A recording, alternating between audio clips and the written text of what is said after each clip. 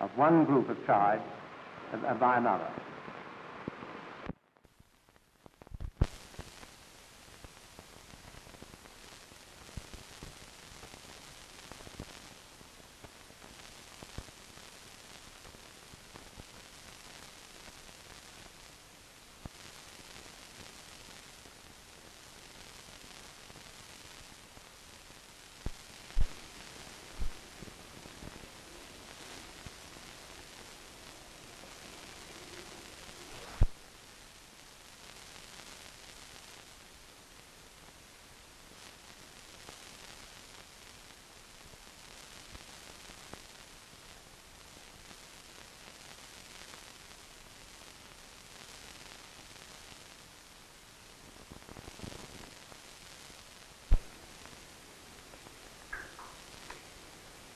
Mr. Stone, how is the Alliance of Progress helping Costa Rica? Yeah.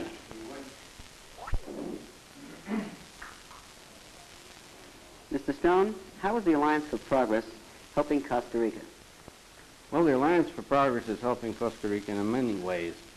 In the past, through a great deal of technical assistance, but presently there is somewhat over $50 million worth of credits, international credits, available to Costa Rica for works in housing, water supply, agricultural credit, roads, and some private industries. This credit, along being used with Costa Rican money, makes it possible to go ahead and develop this country. What effect is it having on the spirit of the people here? Is it bucking them up? Well, this we hope is taking place. Of course, it takes quite some time to get some of these larger projects going, and there may be a certain impatience, but we think that as these projects develop, there'll be a very definite positive reaction. Is it working? The people here are starting to help themselves.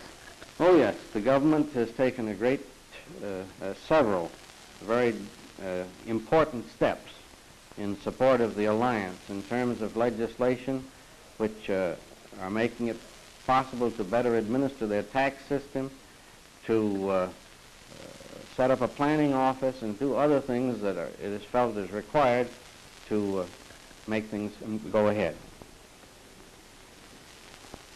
Now,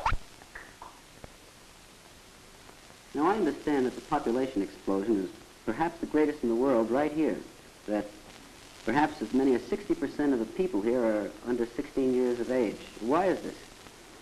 Well, our statistics show that, recent statistics from the Census Bureau show that the population explosion here is in the vicinity of 4.9% per year.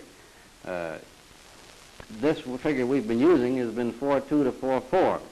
If this is so, this is one of the highest in the world, without question. Why it is so? The government has done a great deal in its health program, particularly in the pre- and postnatal services to keep children alive.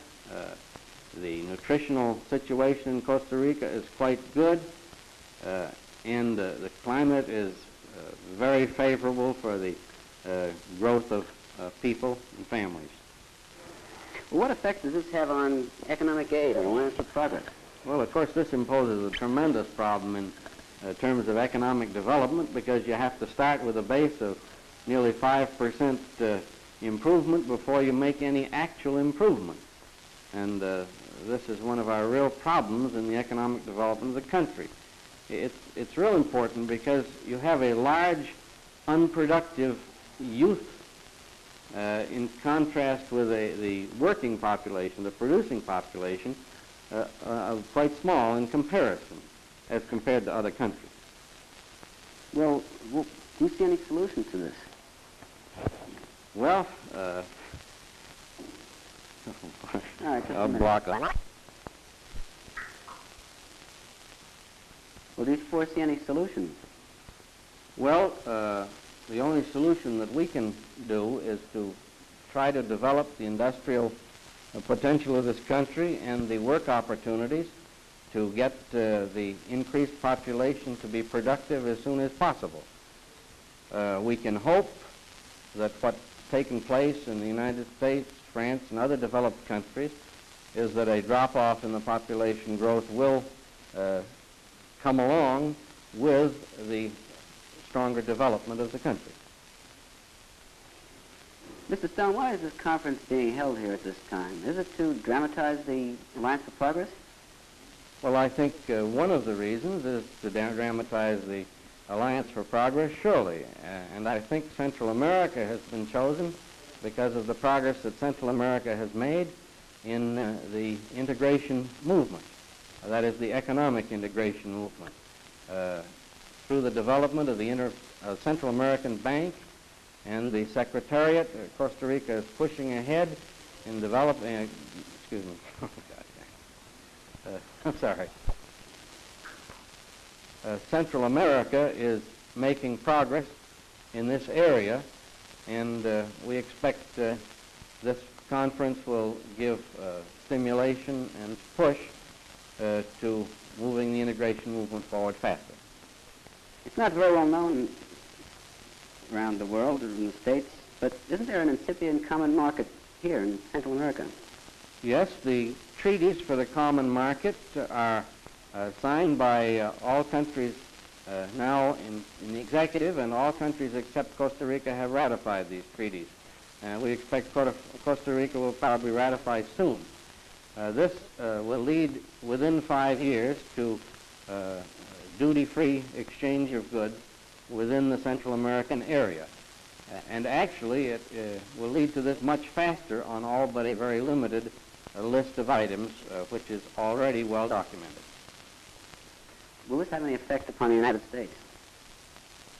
Well, we expect by the development of the Central American area that as we develop our neighbors, we will develop better trades and better relationships with these countries. That's rather correct.